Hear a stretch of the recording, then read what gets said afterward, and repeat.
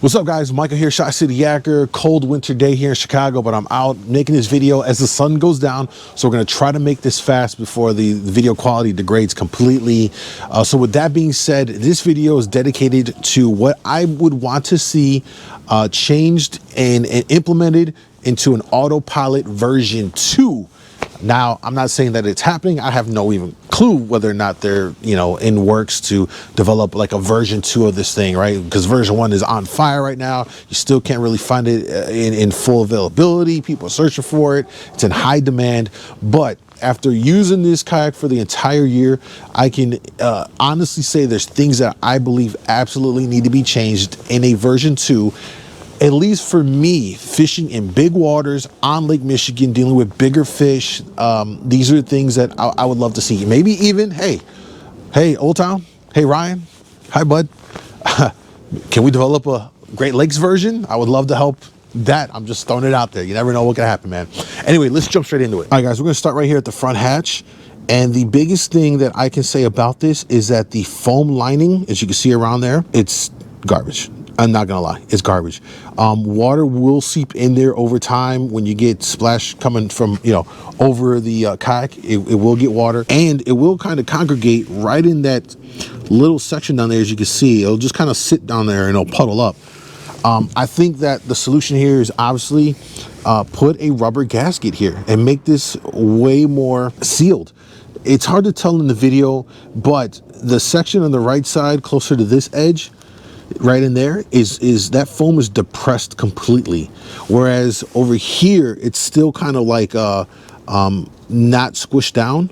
And so I think that's what allows the water to get in there, because that foam is just kind of conformed to the pressure of the lid, and it's just not good. So version 2, way better way to seal the hatch here so we don't get any water through here. We got to talk about the through holes.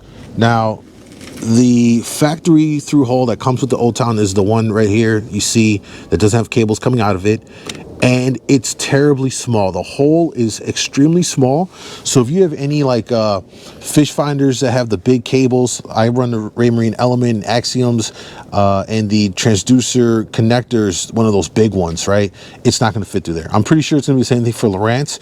Now, obviously, I think that they made these through holes and the holes themselves to fit their Humminbird brand, because it's a sister company. It makes sense. But Old Town, empower the user. You guys know that people use all types of brands of fish finders. Out of the factory, it should take into account this, and the through holes should be bigger, and the 3-way through hole port itself should be bigger. That's really, really small. So what I had to do was modify it, and I find that the Hobie through holes, 3-way through holes are the best so far for me, which is what I had to do. I had to punch another hole in here and add this myself. It was additional money and time to do this, but it was necessary to do.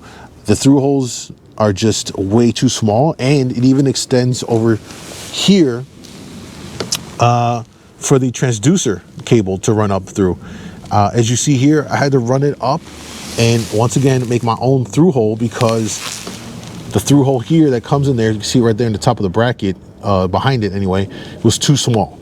So version 2, make these bigger, all right? Like, empower the user so that they can put whatever fish finder and the transducer, connectors that are going to be various sizes, just give them that, so we don't have to do this additional work, more time, more money into doing the stuff. And here we have another issue with this current version, which in version 2 needs to be fixed, which is, and you can see it here. You see how it's still wet, it's still moisture. It's actually kind of frozen water a little bit back there, but the back of the hole right here, the deck, I should say, slants down right before the seat area, and it collects water, and it'll stay there. And just like how you see it right now in my kayak here in the winter, still moisture, it's still got water, it's frozen up. It's going to be like that. So if you're ever in a situation where the water's cold, and maybe the weather's warm but the water's still not where it needs to be, and you get some over there, and maybe you don't have maybe you have sandals or Crocs on, and you get your feet wet, it's going to be cold. It's going to be cold. So I think that they need to kind of change this, so maybe it slants forward, so it slants into one of the the holes here, so it can drain out. But right now in version 1 of this kayak, it will collect right there, and it absolutely needs to be changed. While we're talking about water retention, the cup holders. The cup holders here, same thing. You can see it's still a little water in there, frozen up. There's nowhere for anything to drain out of here. These are like a water collection magnet. All it does is just collect water, and it's terrible. It's terrible. You know, version 2, personally, get rid of these molded in things. I'm not a fan of molded in anything. I would rather just have this flat so that the end user can just go ahead and modify it to their own liking. Like, give them the power to modify the boat they see fit. This also kind of extends to the rail system here. Like, there's cutouts for stuff you can slide in there. I've managed to use it, but I can go without it too. I would rather have it where it's just flat so I can install more gear tracks. I can attach more stuff myself rather than to be forced into having to like figure out how I can use these. Next, in version 2, I do like having this hatch here because I do store stuff in there, like my keys, so that I know it doesn't fall out of the boat. It's very useful in that regard, but currently it's too close to the seat, and a lot of issues people have here is trying to open up that lid will catch the side of the seat or the seat strap, and it makes it very frustrating to open it up and access it easily.